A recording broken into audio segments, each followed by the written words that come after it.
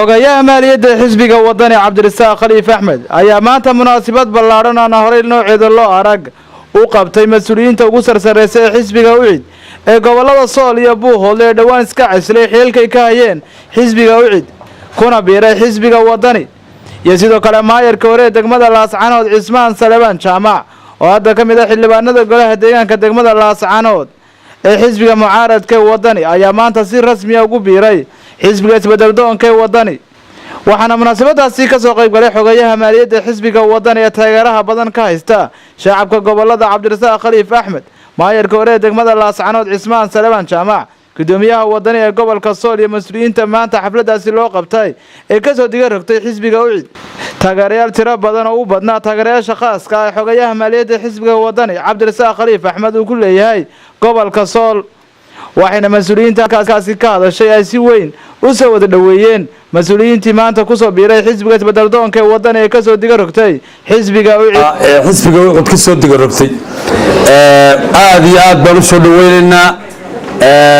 haddana xisbiga wadani ee gobolka Sool madax iyo manshaba taageerayaal dhammaan waxaan soo dhaweynaynaa xubnahaas waxaan rajaynaynaa insha Allah bismillaahi kariim in ay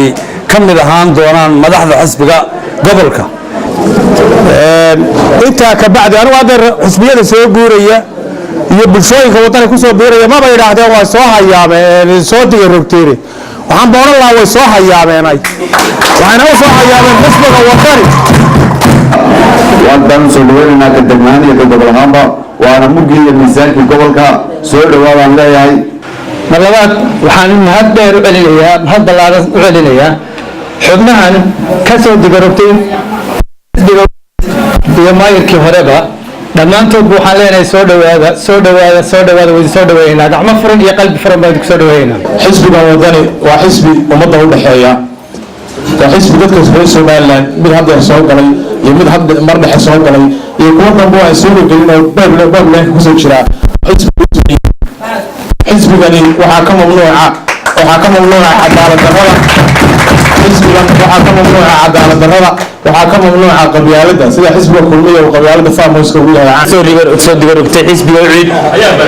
xisbigan UCID horta waa iska arkayay inuu ahaa xisbi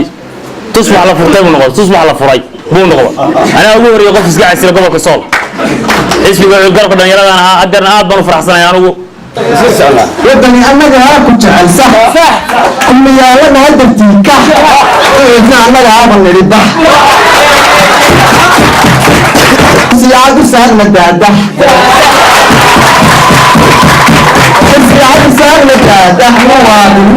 muwaadin aan codayna soo bax waxaan leeyahay soo dhawaada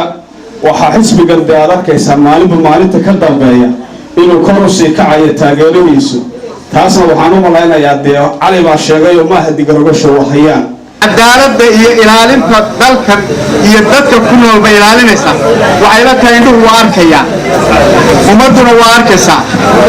waxay la tahay maanta uma baahnin askari uma baahnin taladaynu iyo ballankeenu waa wadani waxaa weeye markaan Cabdirasaaq Khaliif dowladda u soo gobolada soo wuxuu saartay yaad ku talagashanaa soo waxba kaaga baaqan maayaan xafladan ballaaran oo lagu qabtay waxaan anagu ahayn golaha dhexe ee xisbiga UCID ahaana gudoomiyihii gobolka Buuhoodle markaan aragnay inuusan Faysal Cali Waraabe doorashadii soo socotay uusan diyaar u ahayn inuu noqdo waxaanu fikirkeeda isla qaadanay inaan ku biirno xisbiga wadani annagu haddaan waybaha dhalinyarada isboortiska gobolka Sool annagu midaysan kuna hadlaya afka dhalinyarada isboortiga gobolka Sool markaan eegnay siyaasadaha isdabamariya iyo inta dhalinyarada loo sheegayo waxaanu go'aansanay inuu ku jiro xisbiga wadani maanta waxaa farxad weyn ah aniga iyo taageerayaashaydii iyo xildhibaanadii golaha deegaanka inaanu si toos ah maanta laga bilaabo aanu nahay xisbiga wadani markii aanu arintaa rogrognay aanu ka fursan weynay xisbiga wadani inaanu muruq iyo maalba isla dhinac taagno codkayaga siino xisbiga wadani gabagabadii waxaa munaasabadaasi soo xidhay xogayaha maaliyadda xisbiga isbeddeldoonka wadani Cabdirasaaq Khaliif Axmed ugu horeysa waxaan hambalyaynayaa salaamaya soo dhaweynayaa xubnaha maanta ku soo biiray xisbiga oo uu ka mid yahay duqii hore ee degmada cismaan saleelaan xubnihii afarta ahaa ee xisbiga ucid gudoomiye ku-xigeenkii gobolka sool gudoomiyihii gobolka buuhoodle gudoomiye gobolka haweenka iyo gudoomiye gobolka dhalinyarada iyo aqoon-yahan cabdicasiis oo ka mid ah aqoon-yahanada deegaanka ee gobolka sool kana mid aha qurbajoog oo yimid dhammaantood waxaan leeyahay ku soo dhawaada xisbiga wadani aad iyo aad baan idinku soo weynaa waydiin mahadnaqaynaa inaad doonateen markii aad sahamiseen ee eegteen xisbiyada jira ee dalka inaad doorataan xisbiga wadani inaad ka mid noqotaan waydinka waxaanu rajaynaynaa inaad guusha qayb ka noqon doontaan ilaahay idankii waxaynu rajaynaynaa isbeddel khayr qaba oo dalka iyo dadkaba anfaca baynu ilaahay weydiisanaynaa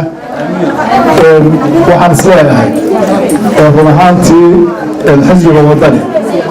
waxaan jeclahay qof kasta oo u baahda inuu ogaado uu yidhahda xisbiga wadani waa kuma